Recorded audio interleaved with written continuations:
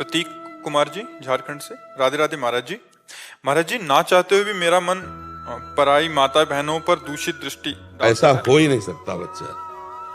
हम ना चाहे और फिर मेरा मन ऐसा कर दे तो ऐसा अपनी बहन पे जाता है क्यों?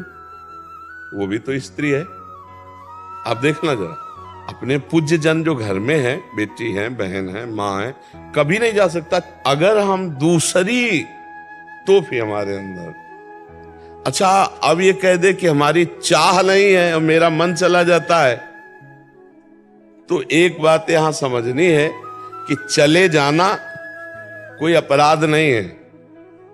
आज तक इसका दंड कहीं विधान लिखा हो शास्त्र में या कानून में तो हमें बताना कि तुम्हारा मन चला गया तो तुम्हें फांसी की सजा होगी, ऐसा कहीं भी दंड विधान नहीं। क्रिया ना होने पावे, क्रिया में है कलिकर एक पुनीत प्रतापा और मानस पुण्य होए और नहीं पापा। अगर हमारा मन किसी माता बहन में चला जाता है, गंदी भावना करता है, तो हम उसे वापस लाते हैं और डांट लगाते हैं, जैसे अपनी बहन तैसे दूसरे की बहन। आत्मना प्रतिकूलानी परेशान न समाचरित।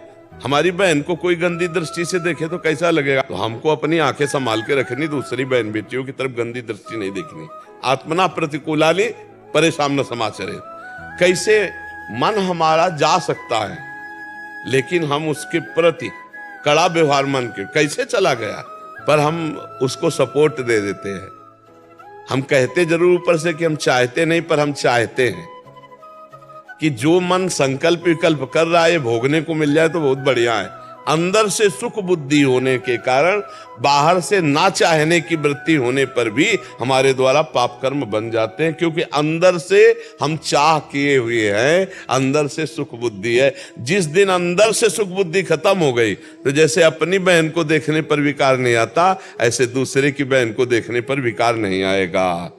उसमें भोग में सुख बुद्धि है, इसलिए हमारा मन चला जाता है।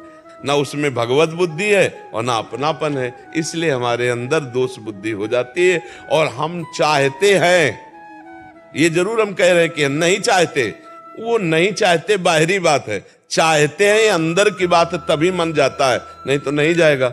जैसे हमने अंदर से कभी नहीं चाहा मांस को तो कभी मन नहीं गया, कभी नहीं चाहा मदिरा को तो कभी ले गया। जहां हम सुख बुद्धि करते हैं, जहां लगता है हम सुख भोग लेंगे, वहां हमारा मन चला जाएगा और हम कहेंगे जरूर कि वैसे हम चाहते नहीं थे, पर वास्तविक बात है कि हम चाहते थे इसीलिए मन गया। नहीं, हम जिस बात को नहीं चाहते वहां मन नहीं जाएगा, पक्का है। हम नहीं चाहते तो मन नहीं जाएगा। तो मन को जहां गलत जगह जाए तो डांटना चाहिए, धिक्कारना चाहिए, वापस लाना चाहिए। ऐसी गलती कभी न करे, नहीं तो उससे लोक परलोक सब नष्ट हो जाता है, बुद्धि भ्रष्ट हो जाती है।